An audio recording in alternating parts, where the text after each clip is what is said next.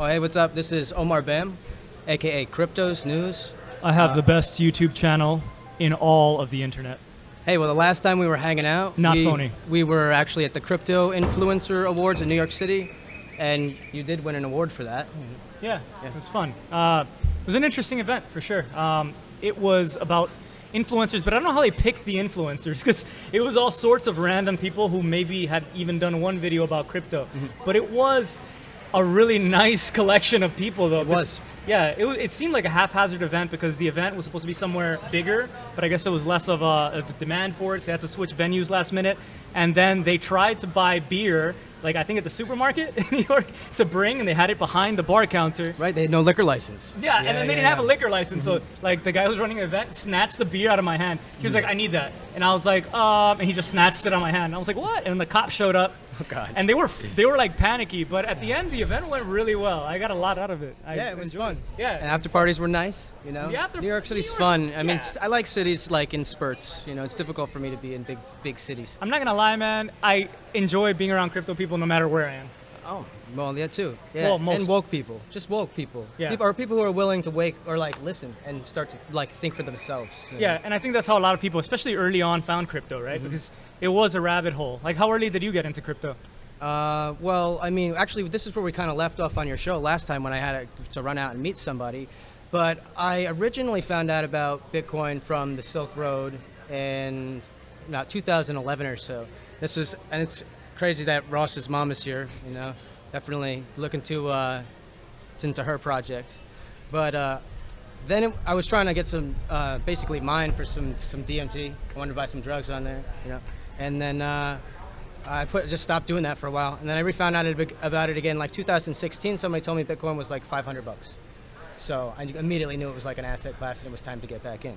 People don't understand a world without regulations, but it worked on the Silk Road in many of these deep markets because, hello, we have reviews. Right, right. We have consumer reviews, verified purchases. Yeah, and yeah, it's...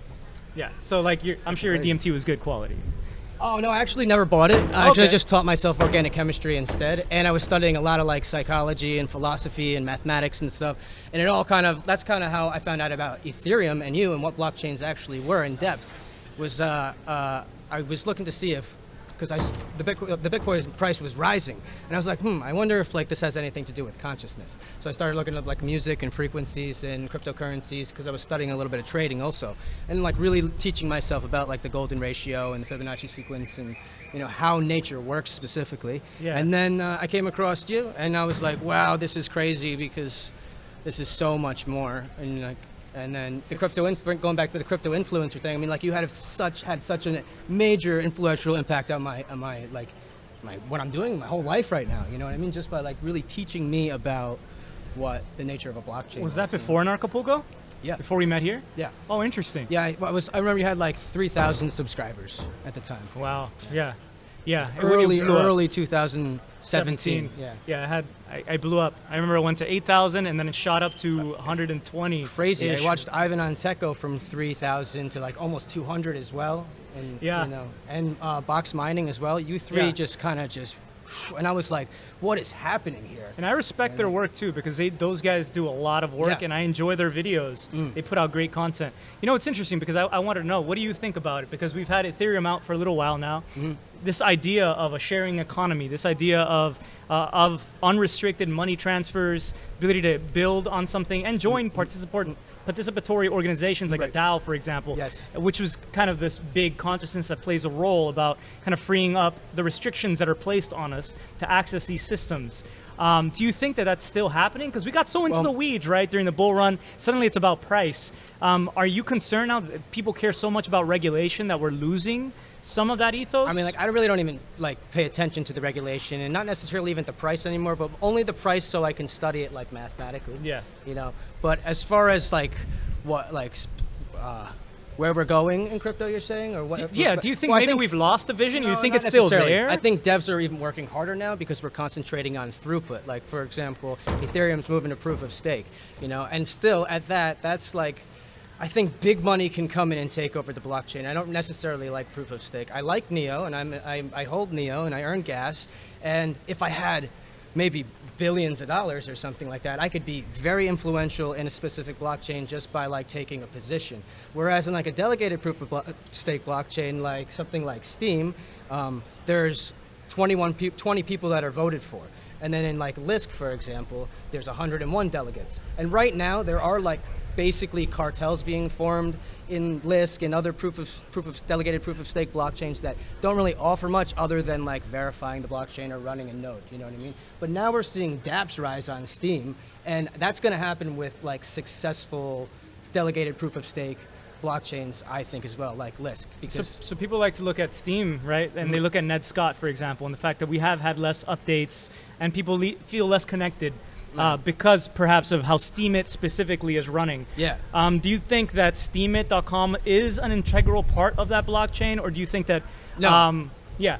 No, as a matter of fact, I think the opposite, and I brought this to the attention of a lot of us in the community, and I was suggesting that maybe we just fork the chain and just reduce Ned's share, because right now he owns 70% of the chain. And I was about to leave this community like 3 or 4 weeks ago because he was giving Pedro at PRC, the developer of D-Sound, a $2 million delegation, which, you know, he just had by happenstance because he had a lot of influence and he's got a lot of Steem power, right? Well, he's a CEO of Steemit, which is a particular dApp on Steem, and he, through his business decisions, decided to revoke a $2 million Steem power delegation to D-Sound, which Pedro delegated me a 25% upvote, it's a fatty little upvote, especially during the bear market. It was incentivizing me to keep active on D-Sound and post a lot of stuff. I put a lot of Eluciferium on there, and my entire, like, it was great. Like, that kind of connection got cut off as soon as I ran out of material. It was pretty cool. I think the last thing I put on there was like how to do a DMT extraction also. But, what do you think about development? I'm not following it enough.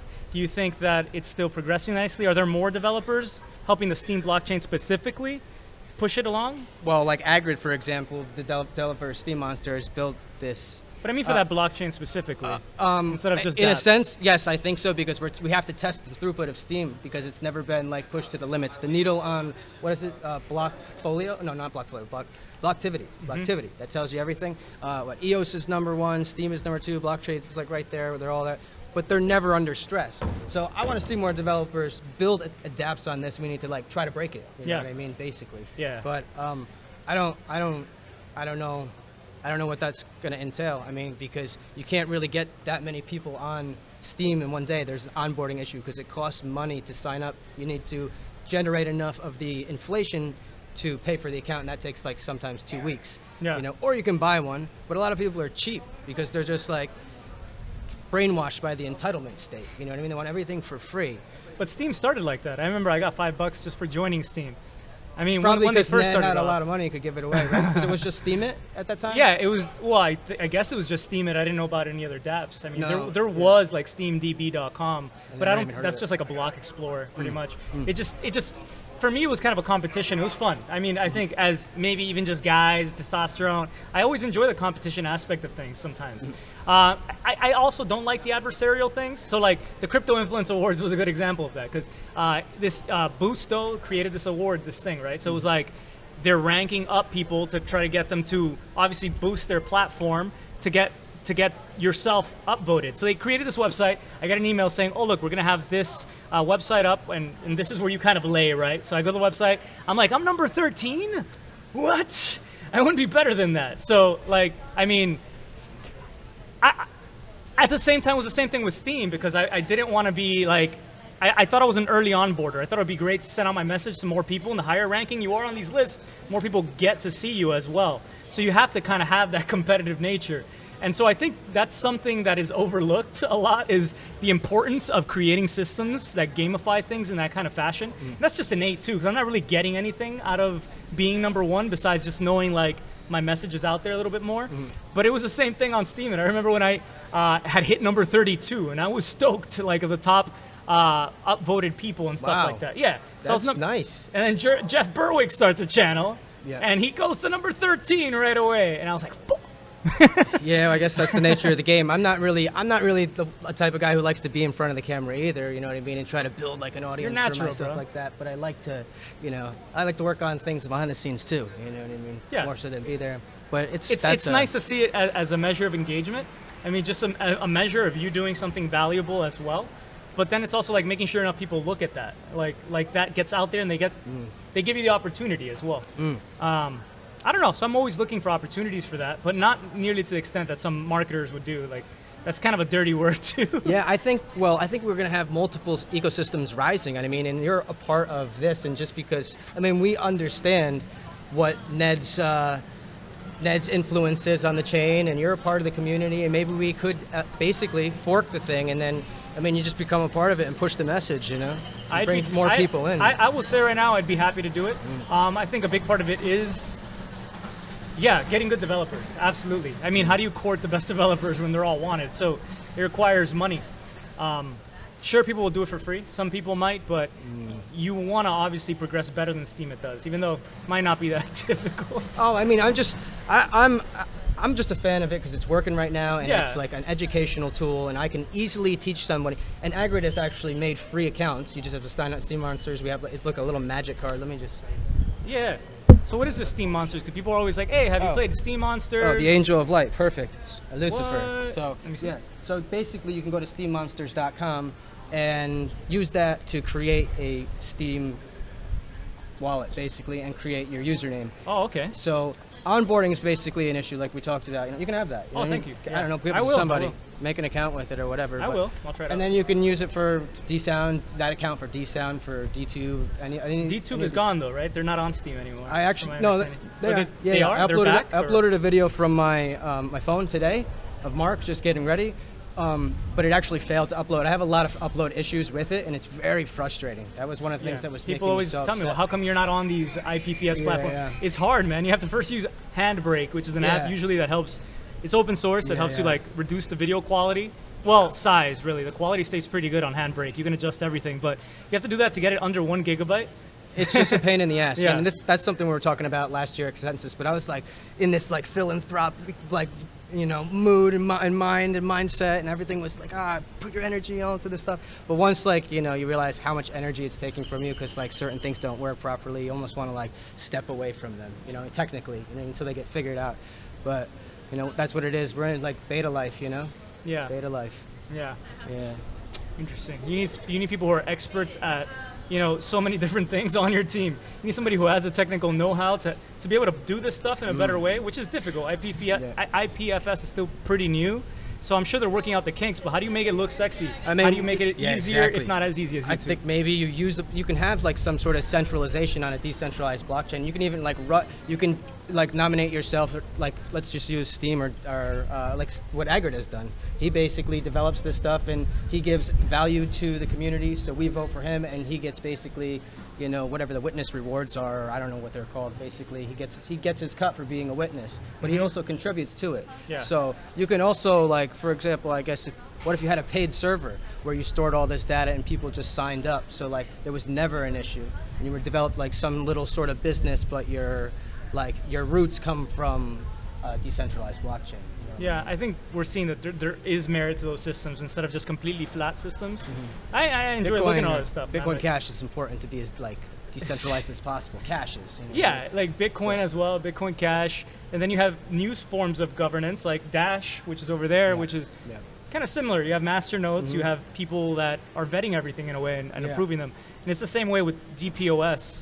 But it's always that balance between centralization, decentralization, and getting people who can make things happen. Yeah, and even if that's like not even to do like doing anything other than having a regular website and like accepting cryptos. You know what I mean? Incorporating cryptos into the value of your business. You know what I mean? Teaching yourself how to deal with cryptos and accepting them for payment, exchange of goods, whatever. Since I'm also going to put this on my channel, what's up with this? What is going on with Anarchapulco, yep. Mark's already our keynote speaker. We're actually doing Mark's documentary. It's Mark Passio, right? Yeah. It's in the last stages of its editing, natural law documentary. And Harvest Moon, great time to have it, you know what I mean? We're all about the precession of the equinox and the occultic, hidden knowledge. Cryptocurrency is the new knowledge.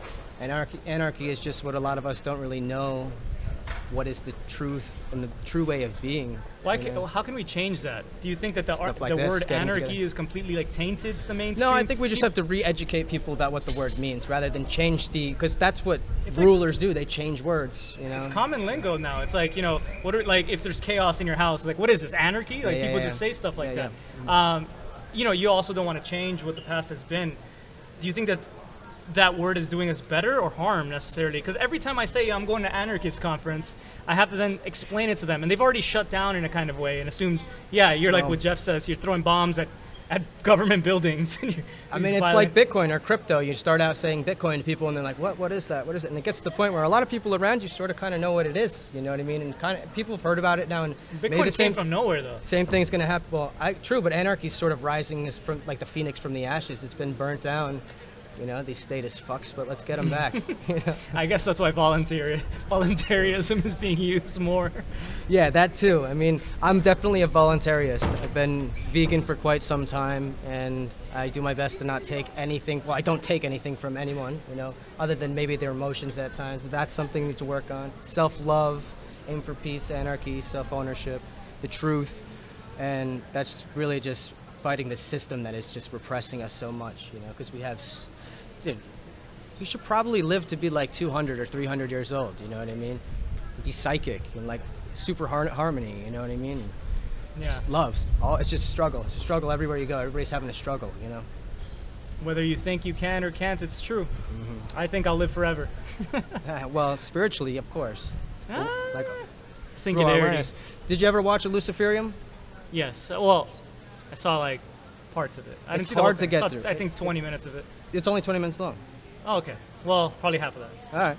Yeah. It felt like it's just so dense with content that I'm like, how the hell did Patrick put this together? I had to get it out of my head, man. You know what I mean? Crazy. But basically, I learned all that stuff from DMT, from these crazy hyperdimensional creatures that live within my consciousness or something. I don't know, man. Damn, dude. But they just like bear this information to you.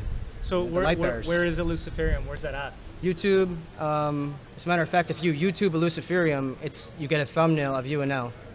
Because, really? Yeah, because I guess we never put a thumbnail in for when you interviewed me. I can fix that. yeah, it's funny though. You Yeah. know what I mean? It says a Luciferium and then it's UNL.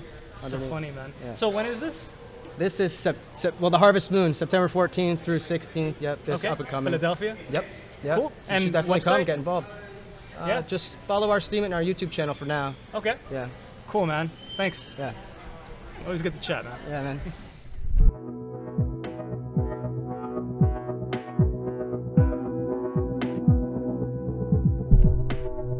Join the state of anarchy this September's Harvest Moon in Philadelphia, Pennsylvania, where this gathering of like minds aims to foster unbreakable relationships between the movement's leading forces, whom teach self-love and ownership, blockchain techno-economics, as well as exposing the Earth's sacred hidden knowledge.